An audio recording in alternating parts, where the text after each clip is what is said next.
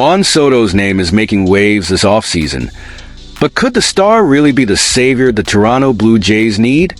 After a disappointing season marked by an early elimination, rumors suggest the team is among those interested in signing the outfielder who had a stellar year with the San Diego Padres.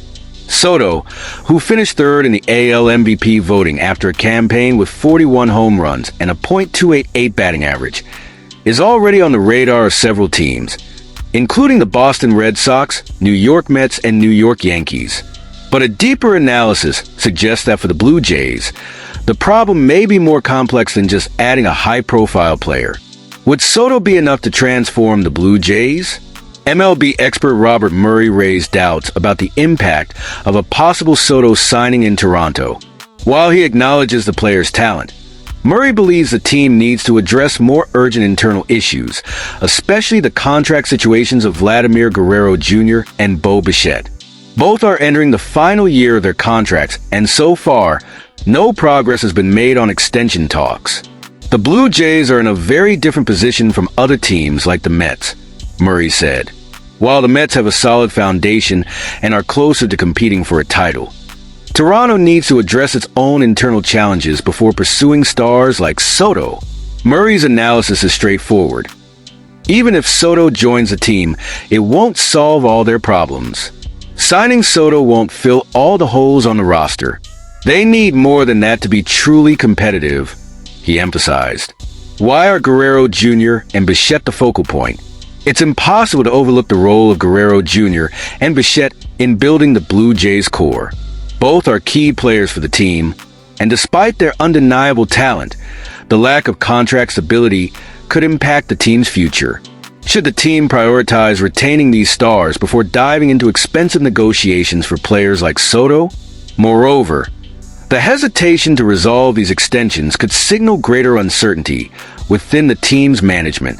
Losing Guerrero Jr. or Bichette would be a tough blow, especially considering their impact on the field and their connection with fans. What does pursuing Juan Soto mean? The potential arrival of Soto brings optimism, but also raises many questions. Does this move reflect a desperate attempt to fix last season's mistakes? Or is it part of a more ambitious plan to transform the team in the long term? Soto is undoubtedly a player capable of changing the course of a season, but as Murray pointed out, the Blue Jays aren't one player away from being a top competitive team. Signing a star is important, but the team's management must balance that with other necessary changes to the roster. And what do the fans think? This discussion leads to an important question. What do you Blue Jays fans want to see for the team's future? Juan Soto wearing the blue and white jersey, or the guarantee that Guerrero Jr. and Bichette will continue leading the team in the years to come? This offseason will be full of critical decisions for Toronto, and your opinion can help shape this narrative. Do you think signing Soto is the right move, or should the Blue Jays focus on resolving internal issues first? Can you imagine the Toronto Blue Jays without Vladimir Guerrero Jr. and Kevin Gausman? A bold proposal recently presented on MLB Network's Hot Stove show raised exactly that possibility.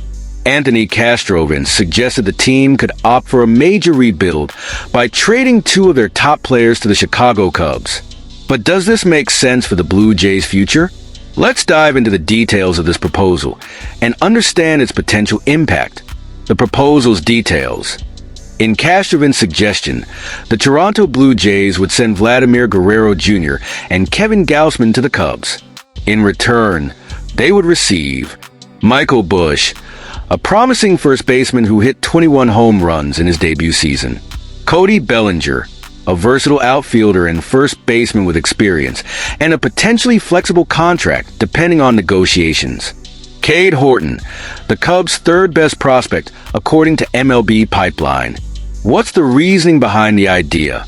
According to Castrovince, the Blue Jays' current core, led by Guerrero Jr. and Bo Bichette, has failed to deliver the long-dreamed World Series title. With Guerrero entering the final year of his contract and Gausman signed through 2026, the trade would be a way to restructure the team before Guerrero becomes a free agent and potentially leaves without compensation. Why would the Blue Jays consider this? Guerrero Jr. is arguably one of MLB's biggest stars, but so far, The team's collective success has fallen short of expectations. The possibility of losing a player like Guerrero without any return is a risk management may not want to take. Additionally, Guerrero's projected contract, according to Spotrac, is around 10 years and a staggering $259 million. Are the Blue Jays ready to take on that financial commitment while trying to build a competitive roster? As for Kevin Gausman, despite being an essential part of the rotation, his medium-term contract could also be a valuable trade chip to bring in young talent and greater flexibility for the future. What would the Cubs gain? For the Cubs, this trade would be a masterstroke. They would add an elite pitcher in Gausman and an MVP-caliber superstar like Guerrero Jr. This would not only elevate the team's competitive level, but also draw more fan attention.